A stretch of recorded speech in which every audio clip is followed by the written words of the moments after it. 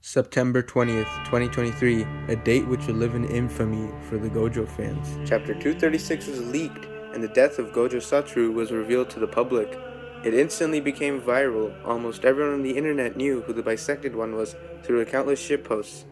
It also didn't help that Gojo got sealed in the anime the very next day, so it was probably the worst time to be a Gojo fan. A lot of clickbait was thrown around in order to try and farm views off of the desperately miserable Gojo fans. As a result, a lot of copium was released. Many people started brainstorming theories on how he was going to come back to life.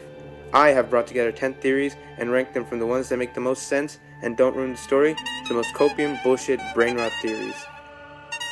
With the intro out of the way, let's get to the first theory. Number 10. Shoko sacrifices herself. The theory goes like this. Shoko does somewhat the same thing Miwa and Mai did. While Miwa used a binding vow in order to never swing a sword again so she could kill Kenjaku, while Mai exhausted herself to death using her curse technique to produce the split soul katana for Maki, although I don't know if this was a binding vow, but whatever.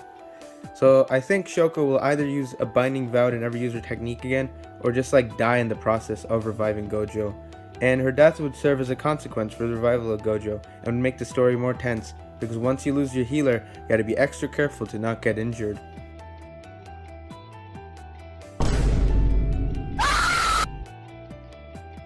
This theory makes a lot of sense to the story, and would probably not ruin it as much as the other theories on this list.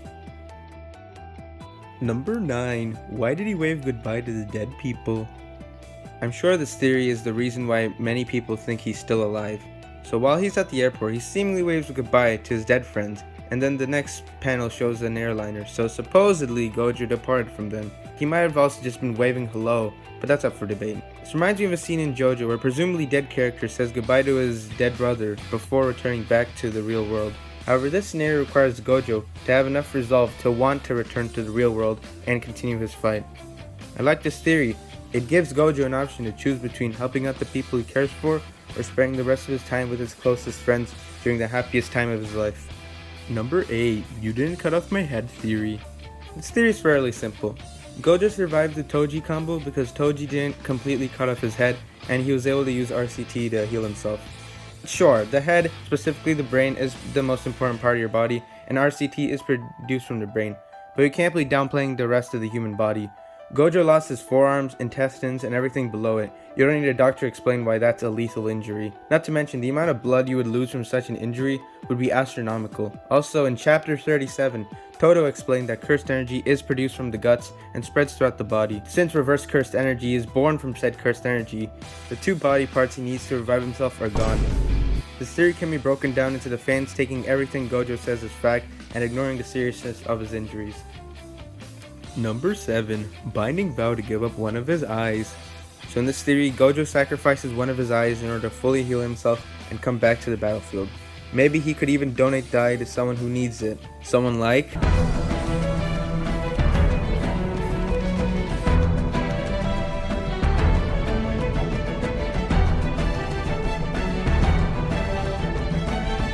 The 6 eyes is what made Gojo OP. They're the reason he was able to spam limitless techniques and domain expansions. Removing one of the 6 eyes would probably nerf Gojo and make him more on the level of other sorcerers.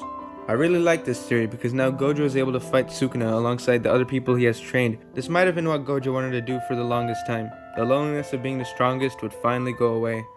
I'd heard about this theory long before Gojo was sliced in half, so I have more of a belief in this theory. Seeing Gojo, Yuta, and Yuji all jumping Sukuna would be pretty awesome. Number 6. Buddha Reincarnation Theory. Gojo was 29 years old when he was cut in half, and Buddha was 29 years old when he chose the path of enlightenment to be reborn. Since Gojo and Buddha have been referenced to each other on multiple occasions, there's definitely some sort of basis. This theory is a bit of a stretch, but does also somewhat make sense. The biggest problem with it is trying to determine when Gojo does and doesn't mirror Buddha. For example, Buddha went north in order to reach Nirvana and escape the cycle of death and rebirth, while chapter 236 is titled Go South, possibly hinting at Gojo's rebirth or reincarnation. This theory made me realize the true scale of the fanbase. On one end, there are people who are having philosophical discussions with one another, making ties between JJK and Asian theology such as Hinduism and Buddhism. And on the other end, there are people who belong in a mental hospital. Number 5. Vengeful Spirit Gogo. Throughout heaven and hell, I alone am the honored one. You know who else is the honored one? Wait, who the fuck are you? Oh no. My mom! This theory is pretty stupid. They forget the part where vengeful spirits are only born when they are killed without any jujutsu involved. Space cutting dismantle is a jujutsu technique, so Gojo can't turn to a vengeful spirit because of it. But fine, let's give him the benefit of the doubt and say he hit his head really hard on a rock while sliding off the lower half of his body. Making Gojo even more OP would literally just ruin the series and Gojo as a character. If he takes care of every single problem, then there's no point in building up all these other characters. Number 4. Takaba warps reality. So Takaba's gonna use his reality warping technique to revive Gojo.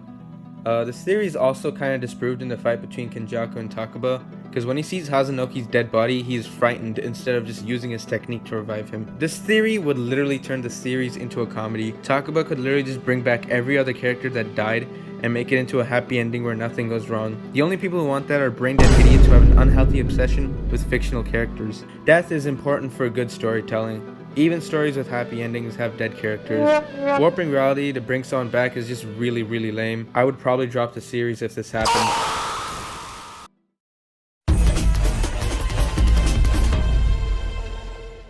Okay, I don't want to waste your guys' time for too long, but thank you for sticking around. I plan to make more videos if this one blows up. I don't only want to be a JJK YouTuber, so please comment on what series you would like to see videos on. It doesn't necessarily have to be an anime. Okay, let's get back to the last 3 theories.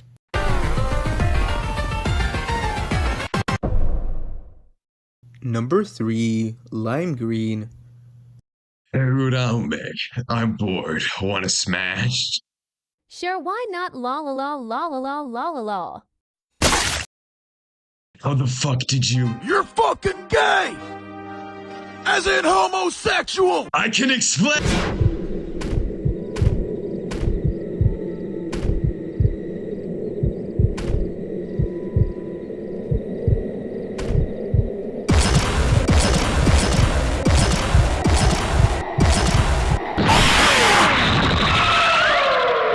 Lime green could possibly be made out of positive or blessed energy, a concept that was briefly mentioned during the Sukuna Mahoraga fight. Sukuna clearly states that this is not reverse cursed energy. Jalamoth's iceberg video explains this better, but basically the existence of positive energy leaves a bunch of unanswered questions. Are there positive spirits? Are there blessed tools? Blessed energy domain expansions? Can you reverse blessed energy? So much shit that was just never mentioned at all. The biggest question is, how would he obtain said blessed energy? Could meeting his dead friends give him access to it? Also, Gojo would not just have lime green, but he would also have the reverse blessed technique, piss yellow. Not to mention, mixing the different techniques to create even more colors. The entire LGTV spectrum is basically in his hands. As copium as this theory is, it's definitely an interesting discussion. Number 2, Gojo cursed object. Look at what happened to your precious sensei. Wait, where the fuck did his eyes go?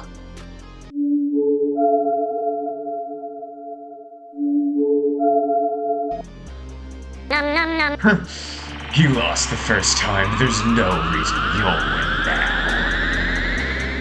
No, we'll win.